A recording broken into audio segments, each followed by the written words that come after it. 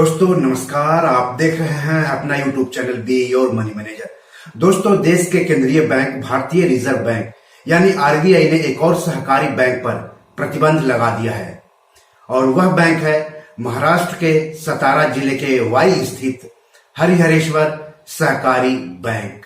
तो इस खबर की डिटेल्स और बैंक के ग्राहकों पर इस प्रतिबंध का क्या असर होगा, ये सब हम आपको इस एपिसोड में आगे बताएंगे। लेकिन सबसे पहले मैं आप सबसे गुजारिश करता हूं कि अगर अभी तक आपने इस YouTube चैनल को सब्सक्राइब नहीं किया है तो जल्दी से कर लें। साथ ही साथ अपने दोस्तों, रिश्तेदारों, अपने जान पहचान वालों को भी इस YouTube चैनल को शेयर करने के लिए कहें, सब्सक्राइब करने के लिए कहें और पैसों से जुड़े सवाल पूछने के लिए कहें, क्योंकि पैसों से जुड़े हर सवाल के जवाब यहां दिए जाते हैं।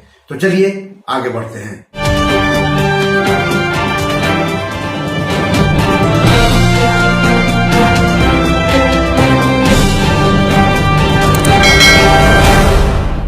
तो आरबीआई ने महाराष्ट्र के सतारा जिले के वाई स्थित हरिहरेश्वर सहकारी बैंक पर 31 मई 2022 के कारोबार की समाप्ति से अगले आदेश तक प्रतिबंध लगा दिया है। यानी बैंक अब पाबंदी के साथ कारोबार करेगा। बैंक की खराब वित्तीय स्थिति के कारण फिलहाल ये पाबंदी 6 महीने के लिए लगाई गई है। तो इस प्रतिबंध का मतलब बैंक के लिए क्या है और बैंक के ग्राहकों के लिए क्या है। तो सबसे पहले जान लेते हैं कि प्रतिबंध का मतलब बैंक के लिए क्या है। तो बैंक भारतीय रिजर्व बैंक से लिखित रूप में पूर्व अनुमति लिए बिना कोई भी लोन और एडवांस ना तो देगा और ना ही उसका नवीकरण यानी रिन्यूअल करेगा। कोई निवेश नहीं करेगा। निधियां उधार लेने और नई जमा राशियां स्वीकार करने सहित अपने ऊपर कोई भी देयता नहीं लेगा यानी लायबिलिटी नहीं लेगा। कोई भुगतान नहीं करेगा और न ही भुगतान करने के लिए सहमत होगा, भले ही भुगतान उनकी देनदारियों और दायित्वों की चुकौती से या फिर किसी दूसरे कामों से संबंधित क्यों न हो। कोई समझौता या इस तरह की कोई व्यवस्था नहीं करेगा। इसके अलावा बैंक अपनी किसी भी संपत्ति या आस्ति को न तो बेचेगा, न अंतरित यानी ट्रांसफर करेगा और न ही उसका निपटान यानी सेटलमेंट करेगा। यानी बैंक का सारा पावर आरबीआई ने अपने हाथों में ले लिया है प्रतिबंध लगाने के साथ ही। लेकिन इस प्रतिबंध का सबसे बड़ा आफत तो बैंक के ग्राहकों पर आ गई है। जमाकर्ता अब प्रतिबंध की तारीख से फिलहाल 6 महीने तक एक भी पैसा जमा नहीं कर पाएंगे, भले ही ग्राहक का उसमें बचत खाता हो, एफडी हो, आरडी हो या चालू खाता हो या कोई और खाता हो।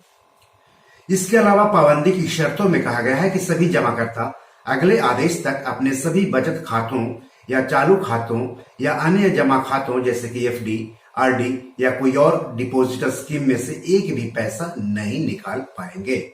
हालांकि अगर जमाकर्ता ने बैंक से लोन लिया है तो उसकी बचत जमा राशि में से लोन की ईएमआई चुकाई जा सकती है, लेकिन ये भी शर्तों के अधीन होगी, ऐसा आरबीआई ने कहा है। आरबीआई ने आगे ये भी कहा है कि बैंक के 99.59% ग्राहक डीआईसीजीसी यानी deposit insurance and credit guarantee corporation insurance scheme के तहत कवर है। इस स्कीम के तहत 5 लाख रुपए तक की जमा राशि का बीमा किया जाता है। इसका मतलब हुआ कि बैंक का लाइसेंस रद्द होने की स्थिति में ग्राहकों को उनके 5 लाख रुपए तक वापस मिलने की उम्मीद रहती है। यानी जिन ग्राहकों का जमा पैसा 5 लाख रुपए से ज्यादा है उनको भी केवल 5 लाख रुपए ही दिया जाता है, बाकी पैसा डूब जाता है। आरबीआई की तरफ से दिए आंकड़े के अनुसार इस बैंक में 5 लाख रुपए से ज्यादा जमा वाले ग्राहक कम हैं, लेकिन जो भी हैं उनका 5 लाख रुपए से ज्यादा जमा पैसा डूब जाएगा। इसको उदाहरण से समझिए। मान लिया कि आप हरिहरेश्वर सहकारी बैंक के ग्राहक हैं और आपका बैंक में कुल मिलाकर, जिसमें कि मूलधन और ब्याज शामिल है, इसके अलावा आपके सभी तरह के अकाउंट जैसे कि बचत खाता, करंट अकाउंट, एफडी, आरडी के पैसे शामिल हो, 6 लाख रुपए बनते हैं। तो ऐसी स्थिति में अगर बैंक का लाइसेंस रद्द होता है तो आपको 5 लाख रुपए तक ही मिलने की उम्मीद रहेगी, बाकी का 1 लाख रुपए आपका डूब जाएगा। अगर आपका कुल 7 लाख रुपए जमा है तो ऐसी स्थिति में आपका 2 लाख रुपए डूब जाएगा। तो ये सबसे बड़ी आफत जो है बैंक के ग्राहकों पर आने वाली है। हरिहरेश्वर सहकारी बैंक के ग्राहकों के लिए आफत है, झटका है। आरबीआई ने बैंक पर प्रतिबंध लगा दिया है।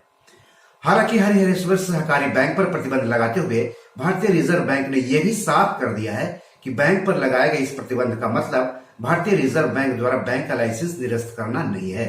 बैंक अपनी वित्तीय स्थिति में सुधार होने तक प्रतिबंधों के साथ बैंकिंग कारोबार करना जारी रखेगा। रिजर्व बैंक परिस्थितियों के आधार पर इन निर्देशों में संशोधन करने पर विचार कर सकता है। फिलहाल ये निर्देश 31 मई 2022 को कारोबार की समाप्ति से 6 महीने की अवधि के लिए लागू रहेंगे और समीक्षा अधीन रहेंगे। यानी आरबीआई समीक्षा करेगा इस दौरान बैंक के परफॉर्मेंस का, और अगर उसे लगेगा कि प्रतिबंध हटा देना चाहिए तो प्रतिबंध हटा भी सकता है, और अगर उसे लगेगा कि प्रतिबंध बढ़ाया जाना चाहिए आगे तो प्रतिबंध बढ़ाया भी जा सकता है। समीक्षाधीन का मतलब ये हुआ। रिजर्व बैंक के दिनांक 31 मई 2022 की इस निर्देश की प्रति बैंक परिसर में भी प्रदर्शित की गई है, तो आप अपने बैंक में भी जाकर ये निर्देश देख सकते हैं या फिर अपने बैंक में जाकर संबंधित अधिकारी से इस बारे में विस्तार से बातचीत कर सकते हैं, पूछताछ कर सकते हैं। दोस्तों, पिछले कुछ समय से लगातार सहकारी बैंकों पर प्रतिबंध लगाए जा रहे हैं या उसका लाइसेंस रद्द किया जा रहा है। इस तरह के ज्यादातर बैंक हालांकि महाराष्ट्र के हैं, लेकिन दूसरे राज्यों के भी सहकारी बैंक पर प्रतिबंध लगाए जा रहे हैं या उसका लाइसेंस रद्द किया जा रहा है। इसलिए किसी भी सहकारी बैंक में जिनका खाता है या जो सहकारी बैंक में खाता खुलवाने जा रहे हैं उन्हें ज्यादा सतर्क रहने की जरूरत है, क्योंकि पैसा आपका है और आपका पैसा आपके ही काम आना चाहिए। यानी कह सकते हैं कि इन दिनों बैंक में पैसा रखना काफी रिस्की हो गया है। ना जाने कब कौन सा बैंक डूब जाए, ना जाने कब किस बैंक का लाइसेंस आरबीआई रद्द कर दे, ना जाने आरबीआई कब किस बैंक पर प्रतिबंध लगा दे और उसके बैंक खाता धारकों को पैसे निकालने पर लिमिट लगा दे। कहना मुश्किल है। आरबीआई है, सरकार है, वित्त मंत्रालय है, लेकिन फिर भी बैंक में रखे अपने पैसों की सुरक्षा को लेकर आप सतर्क रहें तो ज्यादा बेहतर है, क्योंकि आपके पैसों पर लुटेरों की नजर है। कब कौन पैसा लूटकर भाग जाएगा कहना मुश्किल है। जब आपका पैसा लूट जाएगा तो पछताने के सिवाय आपके पास कोई विकल्प नहीं रहेगा। कई बैंकों या डीएचएफएल जैसी गैर बैंकिंग वित्तीय कंपनियों के जमाकर्ताओं के साथ ऐसा हो चुका है। इसलिए पैसा आपका है, उसकी सुरक्षा भी आप ही कीजिए, यानी बी योर मनी मैनेजर।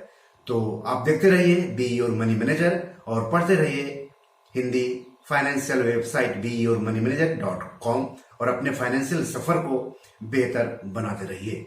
तो बी योर मनी मैनेजर में आज इतना ही। धन्यवाद, नमस्कार।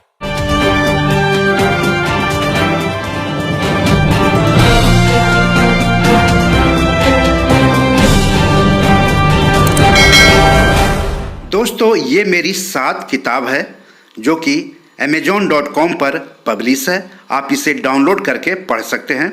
इन किताबों के लिंक्स इस वीडियो के डिस्क्रिप्शन में दिए हुए हैं।